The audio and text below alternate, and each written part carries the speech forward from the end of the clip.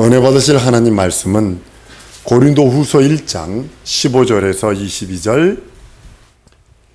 이스라엘은 이제 기름 붓는 사람이 이제 오늘 기름 부음에 대해서 이제 기름 부음과 안수에 대해서 이제 말씀을 하려고 합니다. 우리 안수 받는 거 되게 좋아하는데요. 구약 성경이 기름 부음과 안수가 좀 다릅니다. 한번 따라합니다. 안수는 동물에게 하는 거고 기름 부음은 사람에게 하는 것이다. 잘 들으셔야 돼요. 안수를 동물에게 안수 딱 하는 순간에 동물은 각이 떠집니다. 뿔이 잘려지고 각을 떼는 겁니다. 제물로서의 일을 하는 겁니다. 안수하면. 기름 부음은 위임입니다. 그래서 기름 부음 받은 자가 구약에 3명 있는데 뭐 누구냐면 왕, 선지자, 그리고 제사장이 기름 부음을 받습니다. 그러니까 신약에서 이제 기름 부음이 안수라는 개념으로 이렇게 이제 이해됐는데, 안수란 개념은 사실은 아니에요. 기름 부음과 안수는 좀 다릅니다. 기름 부음은 위임을 뜻하는 거고, 안수는 죽음이라고 하는 개념이 강해요.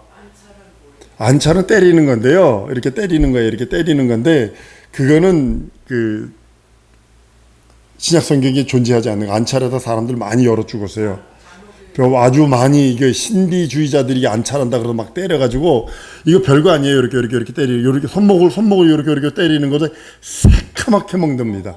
그리고 갈비뼈, 내가 아는 방글라데시 선교사님 안찰 받다가 갈비뼈가 8대가 부러져가지고 죽었어요. 그 갈비뼈가 폐를 찔러버려가지고. 그러니까 이거 성경적인 거 아닙니다. 그건 동물들에게 하는 겁니다. 안수나 안찰은 동물들에게 하는 거예요. 그러니까 동물에게 안수하고 사람에게 기름 붓고, 다시 한번 동물에게 안수하고 사람에게 기름 붓는다. 그러니까 위임식 하는 거예요. 근데 우리 이제 안수한다고 해서 안수 기도를 합니다. 근데 이제 그것이 조금 다른 거, 오늘 그런 의미를 좀 말씀을 드리려고 합니다. 기름 부음의 의미는 뭐냐면 요한 1서에 이제 나와요. 요한 1서 2장 27절에 이제 그 말씀이 나오는데, 이 말씀은 이제 헬러어로 따르면 명사가 아닙니다. 아주 역동적으로 움직이는 동사의 형식을 띠고 있어요. 그렇기 때문에 기름 부음 받는 것 자체가 어느 면에서는 뭐냐면 위임이에요. 그래서 역동하는 거예요. 그러니까 성령께서 오셔서 그 일을, 직임을 감당하고, 아니 왕이 기름 받았는데 가만히 이러고 있나요? 전체를 통치해야 돼요. 선지자가 기름을 받았는데, 기름 부음 받았는데 가만히 있나요? 제사장이 기름 부음 받았는데 그냥 하고 있나요? 아니거든요. 역동적인 거예요. 막 움직이고 하나님의 뜻을 이루려고 애쓰고 막 그러는 것이 기름 부음다는 뜻입니다. 그러니까 기름 부음은 조용하고 비활동적인 것이 아니라 이 관유가 막 움직이는 거예요. 사람을 움직이게 만들고 역동적으로 만드는 겁니다. 활동적인 상태. 그리고 기름 부음은, 이 관유는요, 이건 아무에게나 붓는 거 아닙니다. 관유 제조법이 있어요. 이거 만들면 저주받는다고 하는데 요즘에 유럽 사람들이 이거 만들어가지고 자들이 칙칙칙칙칙 뿌려요. 만들면 안 된다고 그랬거든요. 이게 향유로 쓰는 거예요. 기름이요. 이 제사장에 쓰는 기름이 있어요. 얼마 해서 하는 게 있는데, 이것은 뭐냐면 관유는 성령을 뜻하고 있어요. 하나님으로부터 관유를 받으면요, 영적으로 그 사람은 이제부터 하나님의 사람, 성령의 사람이 된다는 뜻이에요. 그러니까 이것이 우리는 너무 쉽게 기름 부음 받는 거를 저거 하지만, 저는 이제 우리 사모한테 목사 안수 받으라고 자꾸 얘기를 합니다. 그 이유가 뭐냐면, 적은 교회니까 목사 안수 받아서 뭐 하냐 할 수도 몰라도 그 일을 이루어내는 게 더 중요하다고 저는 생각을 하기 때문에, 나만 그러는 거 아니에요. 총회장도 그리고 이사장도 그리고 만나는 사람마다 사모보고 목사 안수 받아라, 목사 안수 받아야 할 사람이 왜 안 받느냐, 지금 그리고 재작년서부터 계속 그런 모습을 봅니다. 왜냐하면 영적인 거거든요. 하나님의 위임, 성령의 사람이 되고 하나님의 사람이 되어진다는 그런 의미가 됩니다. 누가복음에서 주의 성령이 내게 임하였으니 가난한 자에게 복음을 전하게 하시려고 내게 기름 부으시고 나를 보내서 포로된 자에게 자유를, 눈먼 자에게 다시 보게 함을 전파하며 눌린 자에게 자유케 한다라고 이제 말씀을 합니다. 주님으로부터 관유받은 것은 여지없이, 이거는 성령께서 기름 부으듯 하셔서, 그러니까 성령을 예수의 기름 부으신 그것이 그가 나가서 아버지의 뜻을 이루시려고 기름 부음을 받는 겁니다. 그러니까 성령이 우리 안에서 정지하고 항상 가만히 있는 게 아니라 움직이세요. 무슨 그 뜻을 이루시려고 애씁니다. 그래서 성경의 기운을 따라 이제 기름 부음을 보면 뭐냐면 요한일서에 처음으로 이제 기록되는 것처럼 보이지만 구약 성경은 대단히 많습니다. 온갖 성막의 기구에다 관유를 붓다고 그래요. 그 전에는요, 예를 들면 그 전에는 컵이에요. 근데 거의 관유를 보면 성물이 되어버리는 거예요. 그 전에는 나무로 된 강단이에요. 근데 거기다 기름을 부어버리면, 관유를 부어버리면 성물이 되어버리는 거예요. 전혀 다른 개념이에요. 사람에게 그래서 기름을 부어버리면 성물이 되어버리는 거예요. 성스러운 사람이 되어버리는 거예요. 그래서 그 기름을 아무에게나 붓지 말라고 성경은 말하고 있는 거예요. 사람이나 기구에 기름을 바른 후에 성별하는 거예요. 성령께서 여러분들에게 임하신 것은 뭐냐면 여러분을 성별하는 거거든요. 여러분들을 세상에서 아까 오전 시간에 말씀드린 것도 한번 따라합니다. 아이테오. 한 번 더 아이테오. 아이테오라고 하신 건 먼저 하나님이 청구한다는 그런 의미잖아요. 내가 기름 부어서 구별하는 거예요. 기름 부어서 구별된 사람이 하나님 앞에 청구하는 거지 아무 때나 청구하는 거 아닙니다. 거룩하게 하는 거예요. 하나님. 기름 부음 받기 전에 사람은 평범한 사람이, 예를 들면 예수님에 대한 얘기할게요. 30살 동안에는 진짜 평범한 나사렛 사람이에요. 하나님의 아들이었었어요. 태어날 때도 하나님의 아들이었었어요. 그래서 30살까지는 평범합니다. 물론 12살 때쯤 돼가지고 제사장들과 막 변론하는 그런 장면이 있어요. 이야기하는 그런 장면이 있었다고요. 그거 빼고서는 평범합니다. 그러나 성령께서 기름 부으심이, 예수의 성령이 기름 붓듯 하심이라고 성경은 사도행전 4장에 말씀하잖아요. 그리고 나니까 그가 희한한 일이야. 아버지의 일을 해버리잖아요. 하나님의 일들, 하나님의 그것들, 죽음도 무서워하지 않잖아요. 아주 하나님의 아버지 일을 이루시려고 아주 그냥 죽음까지도 내놓자, 자기 목숨까지도 내놔버리잖아요. 거룩하게 구별되는 거거든요. 기름 부은 자는 평범한 자에게 부을지라도 그 기름 부음을 받으면 평범한 사람이 아니라 그가 하나님께 속한 사람이 되어버리는 거예요. 한번 따라하십시다. 성령 받은 나는 하나님께 속한 자다. 이렇게 변해버리는 거예요. 그러니까 아이테오라는 단어가 여러분들에게 먹히는 거예요. 하나님께 속한 자가 아니면 하나님께 아무리 청구한다고 해도 줄 수 없어요. 자식은요, 부모 앞에 요구해요. 나 이거 먹을 거 필요해요. 결혼하기 전까지. 결혼이란 단어가 뭐냐면 부모로부터 완전 독립을 뜻하고 있는 거예요. 물질적으로, 정신적으로 모든 것을 독립합니다, 이런 뜻이거든. 결혼하기 전까지는 부모에게 손 내밀 수 있어요. 그런데 결혼한 다음에 완전 독립을 뜻하고 있거든요. 그러니까 내가 부모 안에 있을 적에 부모에게 학용품 필요해요, 나 차비 필요해요, 얘기할 수 있는 거예요. 모세가 장막과 제단과 제사장들에게 기름을 붓잖아요. 그 전에 목수가 만든 장막이라고요. 목수가 만든 배폐지를 그 목수 집에서 그 나무와 똑같은 것으로 만들었다고요. 집에도 기구들을. 근데도 거기는 그냥 식탁이야. 그러나 걷다가 기름을 붓자, 관유를 붓자마자 그것이 뭐가 되냐면 성물이 되어버리는 거예요. 장막은 하나님의 장막으로 변해버리는 거예요. 그 텐트는요, 그 사람들이 40년 동안 광야 생활할 때 자기가 사는 집이었었어요. 근데 걷다 기름을 붓자 거기가 하나님의 장막이 되어버리는 거예요. 제단이 나무로 만든 제단이었는데 걷다 기름을 붓자 하나님의 제단이 되어버리는 거예요. 동일하게 우리가 평범한 우리 사람들이었는데 하나님의 성령이 우리에게 오니까 하나님의 사람이 되어버리는 것처럼 동일하게 나에게 하나님 기름 부으시옵소서, 내게 충만한 하나님의 관유 성령을 부으시옵소서 라고 기도할 수 있는 거예요. 그리고 요청할 수 있는 거예요. 아이테오로 요청할 수 있는 거예요. 그 기도할 수 있는 거예요. 많은 사람들이 이걸 부정하기 때문에 뭐 똑같이 뭐 산기도 가서 조금 쫙 하다가 뭐 경험하는 거지 뭐 라고 이때 망하는 겁니다. 제사장들이요 사오민들 아니었나요? 똑같은 유대 부족 아니었나요? 그들에게 기름 부으니까 하나님의 제사장이 되어버리잖아요. 사람에게 성령이 임하니까 하나님의 이름을 모신 성전이 되는 것처럼 동일한 모습입니다. 성막이 세워진 후에 관유를 붙자 하나님의 영광이 장막 위에 채워지기 시작을 하는 거예요. 여기 명심하셔야 합니다. 그 전에는 일반 텐트입니다.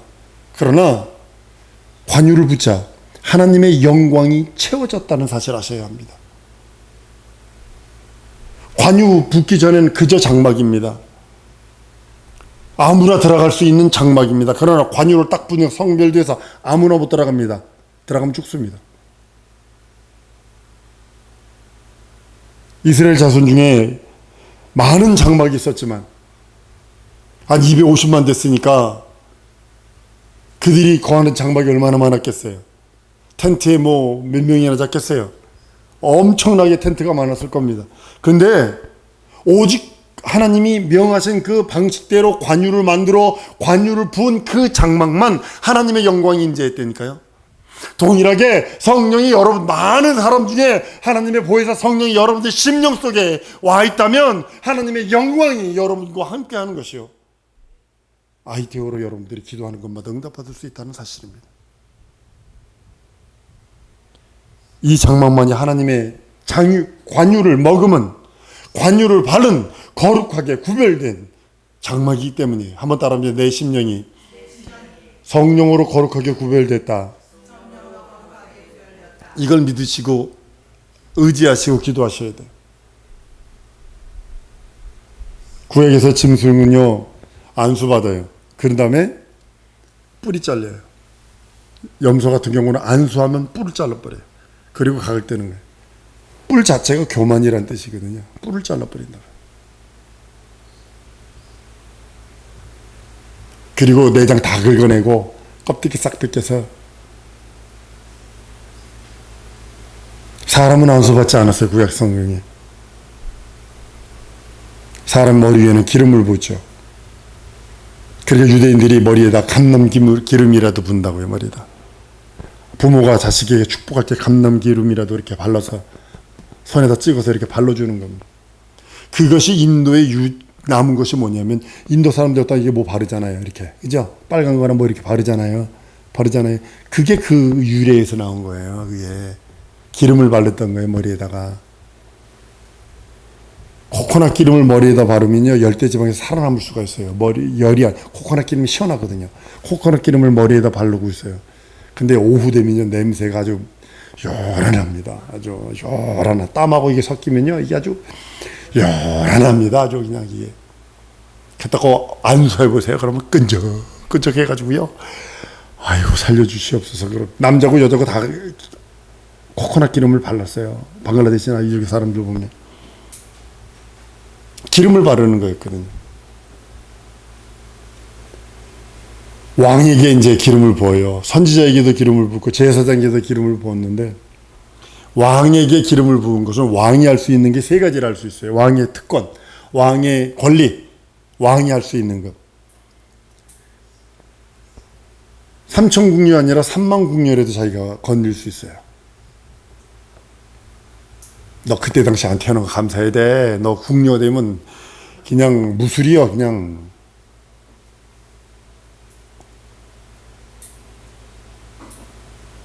그리고요 세금 받아갑니다. 왕이 권리예요. 세금 떼갑니다. 지금 우리나라 세금 내죠. 세 번째로 왕이 할 수 있는 건 아들을 데려다가 군대에 가가지고 뭐 방패 잡는 사람 전쟁하거나 뭐 군사 뭐 자기 말 시위 말 뭐 이거 왕의 권리가 세 가지 권리거든요. 세금 떼는 거, 국리 여자들 데려다는 거, 아들들 데려다가 전쟁 나가게 하는 게 있으니까 왕의 권리거든요. 왕을 이스라엘이 요구했을 때 이 권리를 사무엘을 통해 얘기하게 합니다. 왕에게 기름 붓는 순간에 모든 권리는 이제는 왕하고 하나님이 이야기하게 돼 있는 거예요.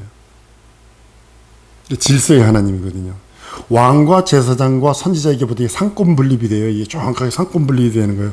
왕은 마음대로 못하게 선지자와 제사장이 있어서 견제하게 하고, 제사장은 제사장 스스로 하지 못하고 왕과 선지자를 둬서 견제하고 서로 견제하게 만들었거든요. 이게 성경이 얼마나 상권 분립을 정확하게 했는지 모릅니다. 정확하게 분리를 시켜놨어요. 서로 견제하게. 왕 혼자 독주하게 되면 선지자를 통해서 말하게 만들어버리고, 제사장을 통해서 또 진언하게 만들어버리고, 하나님께 선지자를 세우셔서 선지자가 하나님의 음성을 듣고, 구약의 복음은 사실 뭐냐면 선지자들이거든요. 선지자의 말이거든요. 율법이 있어요. 모세오경을 또 율법 자체는 얼마나 무서운지 모릅니다. 우리 조상이 하나님과 원수됐다를 얘기를 하는 거거든요. 우리 조상 아담과 이브가 하나님과 영원한 원수가 됐다. 이를 어떻게 하면 좋냐? 우리 절망이다 그랬는데 선지자들이 아니요, 절망만 할 건 아니요. 저 뒤에 보니까 누군지 모르죠. 확실하게 모르는데 아비의 마음을 자식에게, 자식의 마음을 아비에게 돌릴 때가 오는데 우리는 그의 말을 들어야 돼. 우리가 그를 소망을 갖고 그가 오심을 믿고 우리의 믿음이 완성되는 거야 라고 하면서 소망을 주었던 게 선지자들입니다. 선지자들을 하나님께서 그렇게 많은 선지자를 세운 이유가 뭐냐면 예수께서 선지자로 이 땅에 오시길 위해서 그걸 먼저 하게 하신 겁니다. 선지자는 장차 도래할 하나님의 아들, 하나님의 일, 하나님께서 계획한 그것을 받아서, 하나님으로부터 받아서, 묵시를 받아서 꿈이나 음성을 듣고 그것을 받아서 말하는 겁니다. 그래서 예수께서는 천국이 가까운노라 선포하시고, 하나님의 진리, 참 많은 선지자들이 하나님의 예수에 대해서 말씀을 해요. 그것을 설명하기 위해서 선지자를 먼저 세운 거거든요. 그 선지자에게 기름 부은 거예요. 근데 오직 진리는 예수만 말하게, 오직 진리는 예수로부터 선포되게 하나님이 그렇게 예정해 놓으신 거예요. 구약의 마지막 선지자인 세례 요한, 그도 예수에 대해서 뭐라고 표현하는, 나는 그의 신들매 신발끈 풀기도 감당치 못하겠노라. 여러분들, 세례 요한과 예수님은 이종사촌간입니다. 친척지간입니다. 얼마나 친한 자인지 모릅니다. 이종사촌이면요 형제보다도 더 친한 사이예요.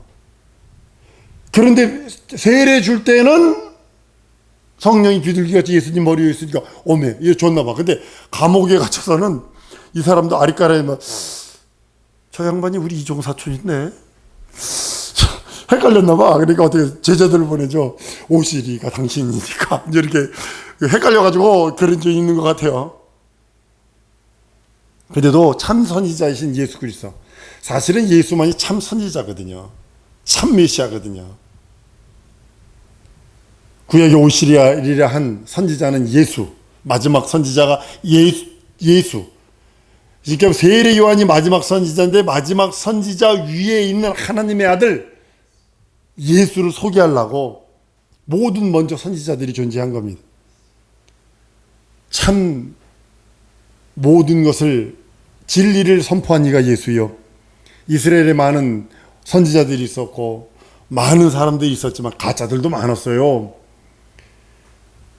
미혹받아가지고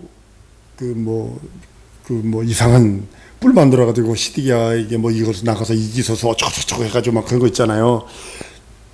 별의별 가짜 선지자들도 많았지만 많은 선지자들이 성경엔 약속이 뭐냐면 예수님에 대한 거예요. 예수님이 오셔서 천국을 소개하고, 예수님께서 오셔서 영원한 복음을 소개하고, 예수님께 오셔서 구약의 모든 예언들을 성취하고, 그것에 대해서 말씀하는 겁니다.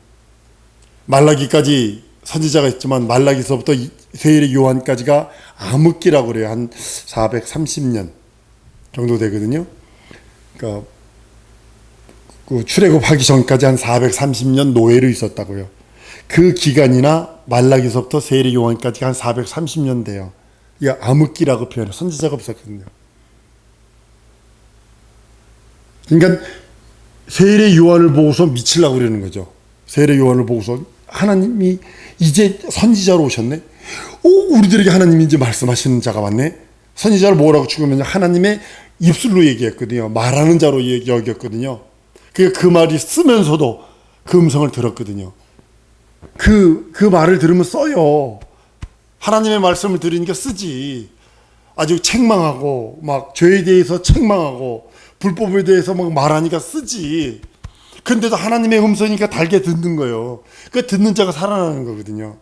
성경은 듣는 자가 살아나리라는 소리는 이거 좋네요. 이게 아니라 자기의 악한 행동을 고치는 자라는 뜻이에요. 예수께서 모세를 알았다면 나를 이렇게 대우하지 않았으리라 이렇게 말씀을 하는 이유가 여러분 뭘까요? 이스라엘 민족이 예수를 대우하지 않았어요. 자기 백성에게 오매 영접지 아니하더니 영접하는 자 곧 그 이름을 믿는 자에게 하나님의 자녀되는 권세를 주셨다는 이유가 바로 거기 있는 겁니다. 예수님은 대제사장이십니다. 자기 피로 영원한 제사를 드렸다고 시브리서에 말씀을 합니다.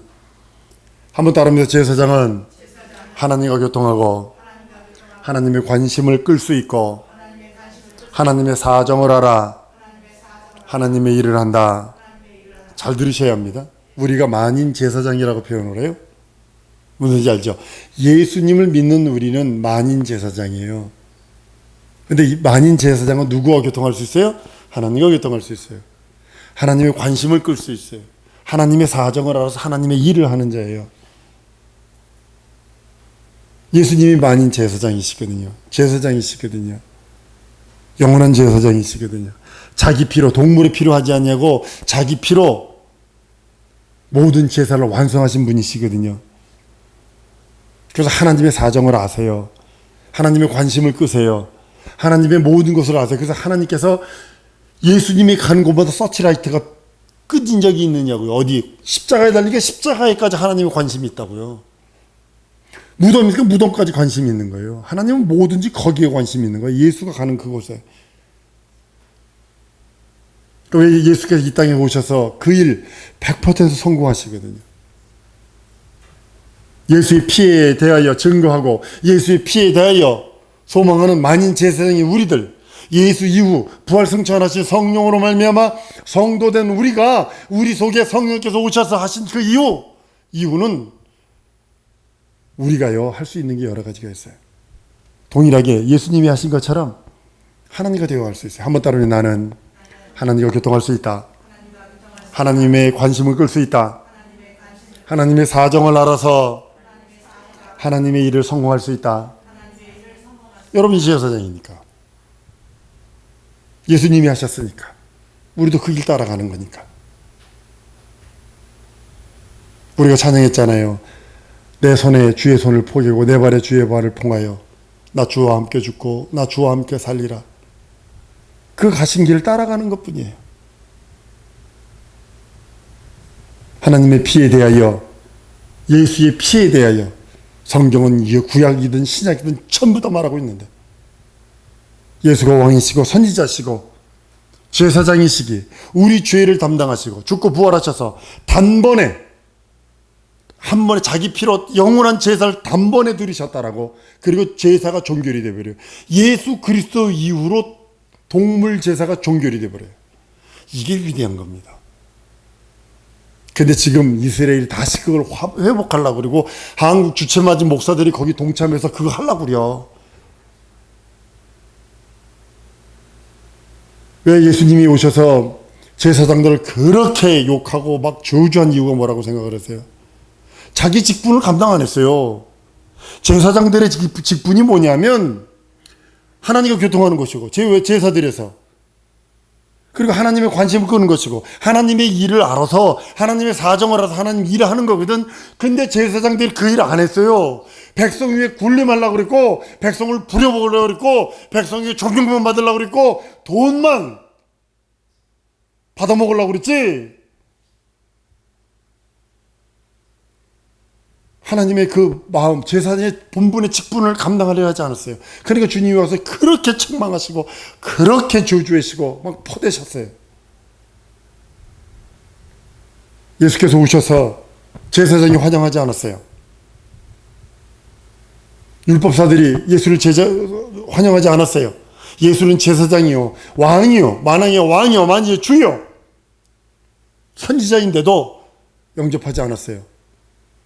제사장의 직분, 그것도 제대로 하지 아니하고 남용했어요. 성막에는 제물이 필요하거든요. 요 다음 그 그림 하나 보여주실래요? 요 그림 그 다음 거 한번 눌러보세요. 여기 자세히 보세요. 자, 여기 바깥에 보면 양들이 와 있고 좀 문 안에 보면 버려진 불타기 전에 양과 소가 있잖아요. 저기요. 저기서 안수하고 뿔을 자르고 그 다음에 가죽을 벗겨서 저 불 위에다 올려놓는 거예요. 그러니까 제사장이 그 예복 자체가 뭐냐면 전부 다 피로 물들어졌다고요. 예수께서 저걸 한꺼번에 끝내버리세요. 자기 피로, 자기 몸으로, 자기가 살을 찢고 몸 찢어서 피 흘려서 영원한 제사. 한번 따라하면 예수는 하나님 앞에 영원한 제사를 드렸다. 그럴 때 우리가 믿음으로만 나가면 되는. 그래서 나를 만인 제사장 삼으신 거예요. 12서 9장 1절 12절에 그리스도께서 장래 좋은 일에 대제사장으로 오사 손으로 짓지 아니한 곧 이 창조에 속하지 아니하고 더 크고 온전한 장막으로 말미암아 염소와 송아지의 피로 아니하고 오직 자기 피로 영원한 속죄를 이루사 단번에 성소에 들어가셨다. 그렇기 때문에 우리가 믿고 의지하는 게 바로 그거예요. 예수는 왕이요, 예수는 제사장이요, 예수는 선지자입니다. 예수가 제사장일진데 예수가 죽고 부활하셔서 너희는 만인 제사장이라 했어요. 제사장이 해야 할 그 일들 우리는 해야 합니다. 하나님의 관심을 끌 수 있고 교통할 수 있어요. 가장 좋은 게 그거예요. 교통할 수 있어요. 한 번 더 따라합니다. 나는 하나님과 교통할 수 있다. 하나님의 관심을 끌 수 있다. 여기까지 여러분이 하셨다라면 여러분이 이제 행동하셔야 돼요. 여러분이 행동할 것은 하나님의 사정을 알아서 하나님을 성공하리라. 나를 만인 제사장으로 부르신 예수여, 내게 역사하셔서 하나님과 교통할 수 있는 능력, 하나님의 관심을 끌 수 있는 은혜를 주셨다면 내가 이제 하나님의 사정을 알아서 하나님의 일 성공하겠사오니 내게 은혜 주시고 능력 달라고 주 예수의 한번 부르고 통성으로 기도합니다.